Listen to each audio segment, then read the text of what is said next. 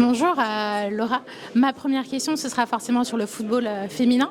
On vient d'évoquer le sujet des contrats avec Philippe Diallo.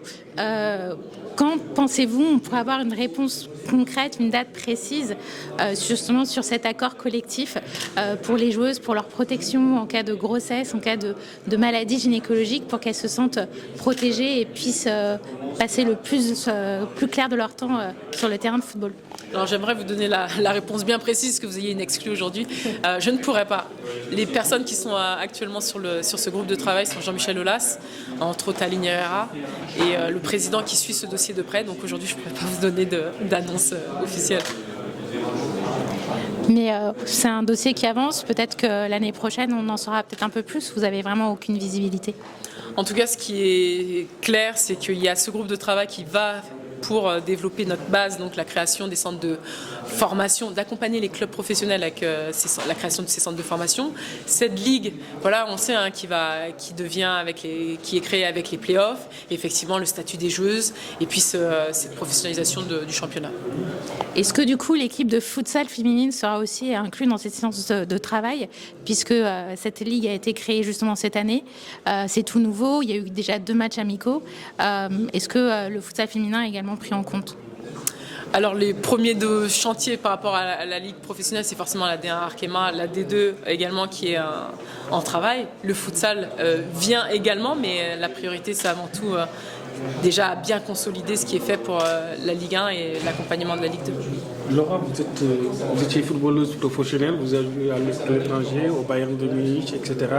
Là, vous êtes secrétaire général de la Fédération française de football. En quoi cette formation ici à l'INF, au Centre national du football français, vous a aidé? Vous savez, quand vous rentrez à l'INF, c'est une école de la vie.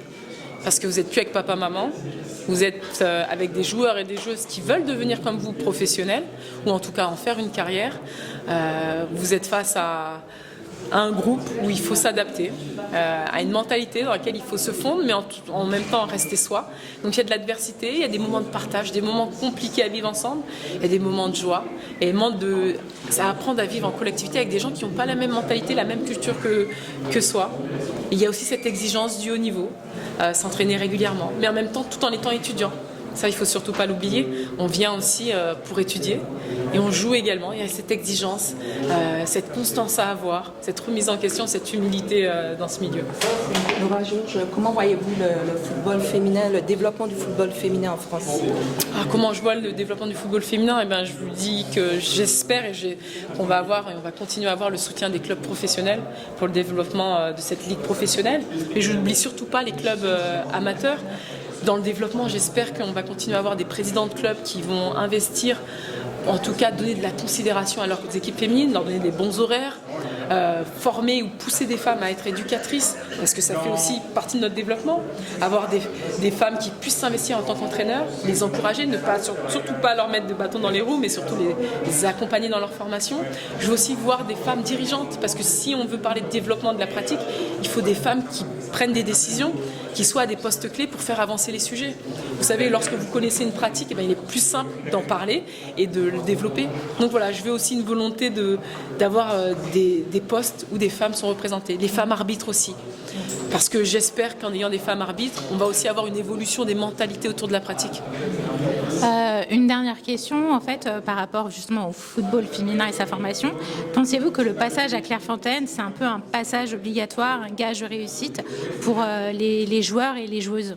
C'est pas forcément un gage de réussite, c'est un bel outil. C'est un magnifique outil. Vous êtes à Clairefontaine, vous êtes accompagné au niveau scolaire, vous êtes accompagné au niveau sportif, vous êtes accompagné avec des gens de top niveau pour l'éducation du football, l'accompagnement éducatif. On a des joueurs et des joueuses qui peuvent faire une formation spécifique. Certains n'abandonnent pas de se dire ils ont envie d'être médecin ou d'être kiné. Non, ils font les formations qui peuvent leur permettre plus tard d'avoir ces formations-là.